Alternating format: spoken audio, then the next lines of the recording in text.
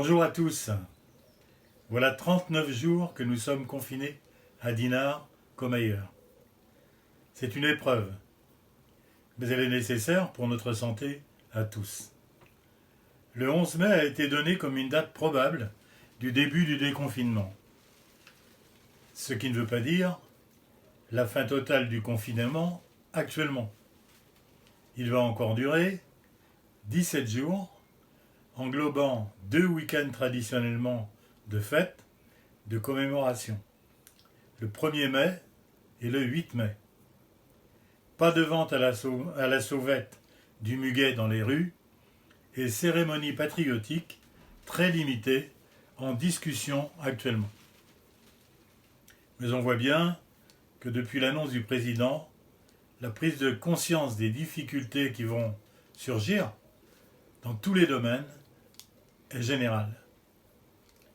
À Dinard, cette semaine, on voit des chantiers recommencer, publics et privés. Les entreprises ont repris le travail dans la salle Debussy, en respectant évidemment les règles de distanciation, ce qui n'est pas évident. Les ouvriers travaillent sur les chantiers de Quai Antonia, de l'église Notre-Dame. Dans les prochains jours, on verra une reprise des chantiers d'assainissement importants, car ils conditionnent la poursuite des travaux de la gare. L'entrée de la plage de l'Écluse, la piscine du Prieuré sont aussi actées.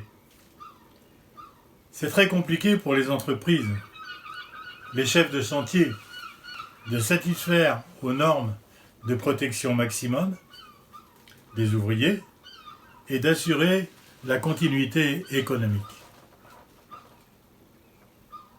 Depuis l'intervention du ministre de l'Éducation nationale, le 20 avril dernier, nous en savons un peu plus sur la rentrée des écoles. Elle va se faire en plusieurs phases.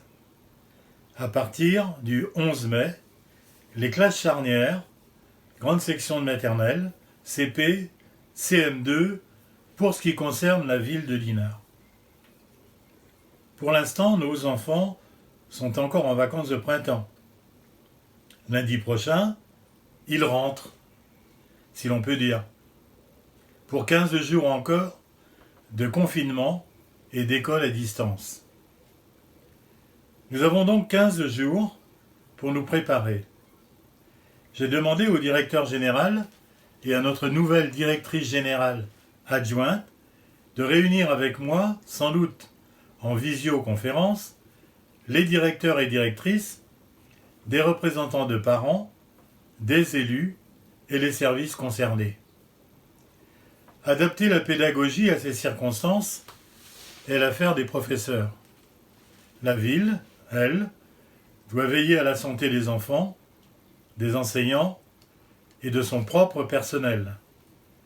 Assurer les conditions matérielles pour un bon fonctionnement. 5 écoles sont concernées, ainsi que la restauration scolaire. Les élèves des autres classes primaires entreraient à partir du 25 mai et en attendant recevront toujours un enseignement à distance. Pas évident pour un professeur qui a par exemple dans sa classe, la même classe, des CM1 et des CM2.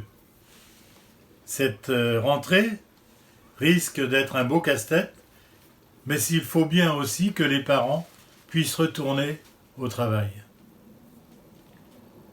Suite à l'allocution télévisée de Monsieur le Premier ministre, une autre évolution est en cours, ces jours-ci, dans les foyers logements et les EHPAD.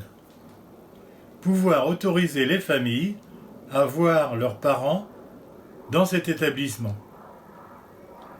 À la résidence Autonomie du Puy, depuis cette semaine, les résidents peuvent recevoir un membre de la famille dans un salon installé pour l'occasion et facilement nettoyable. Ensuite, les visites des résidents pourront avoir lieu dans les studios. Le tout à condition de respecter toutes les règles en vigueur de lutte contre la transmission du virus. À Gardiner, la prudence est de mise. La direction s'oriente vers des visites sur rendez-vous dans un lieu dédié, précis, mais pas dans les autres parties de l'établissement. Il serait bien trop dangereux de penser que l'épidémie serait terminée. Chez Corian, un barnum a été installé par la ville afin de permettre des visites aussi sur rendez-vous dans un lieu complètement isolé du bâtiment. D'autre part, une campagne de test commencera dans les jours prochains pour les résidents et les personnels. Le CCAS a fait un premier bilan de ses actions depuis le début de la crise sanitaire. 23 bénévoles se sont inscrits, en plus des associations caritatives. Ils proposent de faire les courses, de discuter au téléphone, de préparer des repas, d'aider pour les devoirs, d'aider sur le plan administratif et numérique. Certains sont des demandeurs d'emploi. Une vingtaine de personnes ont demandé de l'aide, très majoritairement des femmes seules. Un tableau complet des rencontres organisées entre les bénévoles et les personnes en demande a été dressé. Parmi les causes et difficultés, on note des handicaps, évidemment, et la fracture numérique, qui est un problème récurrent, même en période normale. Les choses se passent naturellement. Un seul échange ne s'est pas très bien passé sur tout l'ensemble. Le plan canicule avait permis d'avoir une liste des personnes isolées. Elle est complétée auprès de l'état civil par les personnes de plus de 80 ans. Cela fait environ 1500 personnes à simplement contacter. Les personnes signalées par émoi d'habitation ont aussi été jointes. Un grand merci à tous les bénévoles et au personnel du CCAS qui coordonnent ces actions. Toute fragilité s'amplifie lors d'une aussi longue période de confinement. De nombreux messages arrivent sur l'adresse de la ville info covid-19 @villedinard.fr. Ils sont les témoins de vos interrogations, de vos inquiétudes, de vos impatiences et même de vos angoisses. Monsieur le directeur général, avec ses services, répond le plus rapidement et le plus précisément possible. Et lorsqu'il n'y a pas de réponse, parce que tout simplement, dans cette période, nous n'avons pas la visibilité sur tout, il vous le dit. Les questions les plus fréquentes portent d'abord sur les masques. Nous en avons fait plusieurs commandes. Ils seront distribués à tous les habitants qui le souhaitent, suivant un processus que nous vous communiquerons plus tard. Il s'agit là d'embrayer une action, mettre le masque, car on ne sait pas du tout quelle sera la durée de cet encouragement. Autre thème récurrent, les halles et le marché. Mais il semble que les choses se calment. L'ouverture des plages et des promenades. La déchetterie fermée. Jusqu'à quand? Et bien sûr, les déchets verts. La réflexion et le travail sont en cours pour organiser la réouverture, ce qui ne sera pas une petite affaire, ni du côté de l'accès à la déchetterie, ni du côté de l'enlèvement des dépôts qui seront considérables. J'ai demandé aux services concernés de la ville de préparer une rentrée du conseil municipal. Évidemment, nous sommes dans une situation inédite. En état d'urgence sanitaire, en confinement, puis plus tard en déconfinement, entre deux tours d'une élection municipale, sans savoir quand aura lieu le deuxième tour, ou même si les élections ne seront pas refaites totalement plus tard. Où le conseil se passe avant le 11 mai, en visioconférence, ou après, en prenant toutes les précautions de distanciation possibles, je pense pour la deuxième solution qui permet un meilleur dialogue. Chacun sait que Dinard vit essentiellement du tourisme, directement ou indirectement. On peut classer ses atouts en 3 catégories. La première, ce sont des atouts physiques, les plages, les promenades, le port.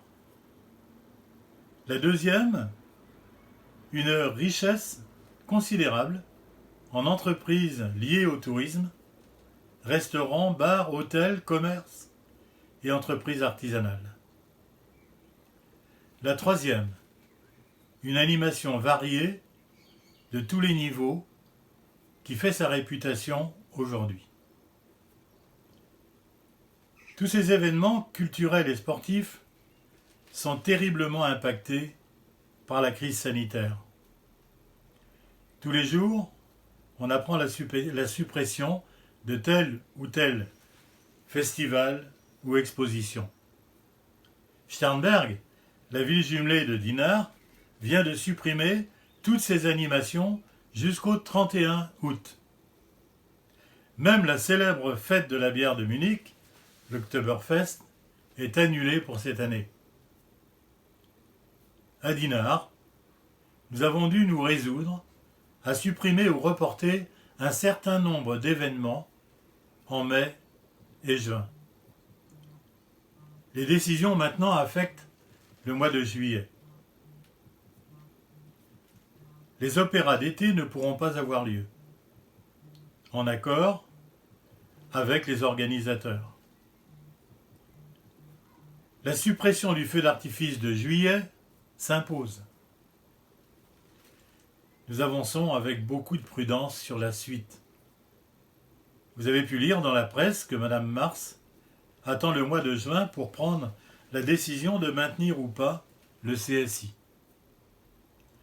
Nous naviguons plus ou moins à vue entre la santé publique, le souhait de maintenir une animation, soutien de l'activité économique, le goût ou pas de faire la fête dans une telle période et les conséquences financières. Ce confinement a créé une profonde angoisse chez la plupart des commerçants, artisans, hôteliers, restaurateurs, et je les comprends. Mais il faut trouver des raisons d'espérer.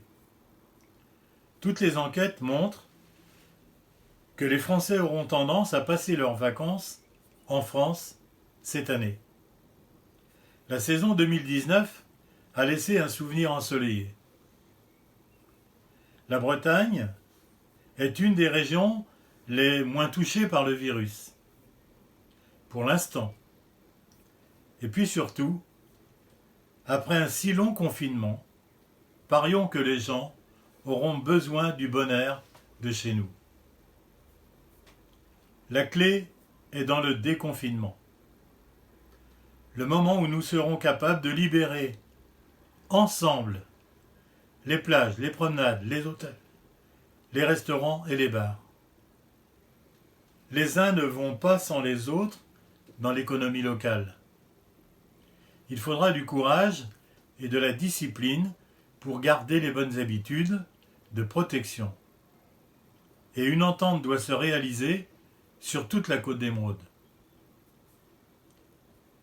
Sur le plan proprement financier, je vous disais la semaine dernière que la ville aurait à prendre sa part. Elle se doit d'aider ceux qui sont les acteurs de cette économie. C'est pourquoi je proposerai deux premières mesures. La suppression de la redevance sur les terrasses et de la taxe d'occupation du domaine public payée par les artisans lors des travaux pour l'année 2020. Les leviers que la ville peut utiliser dans le domaine économique sont limités, mais à une situation exceptionnelle doivent répondre des décisions exceptionnelles. Qu'elles soient un signe pour retrouver le moral et l'envie de réussir à surmonter cette crise.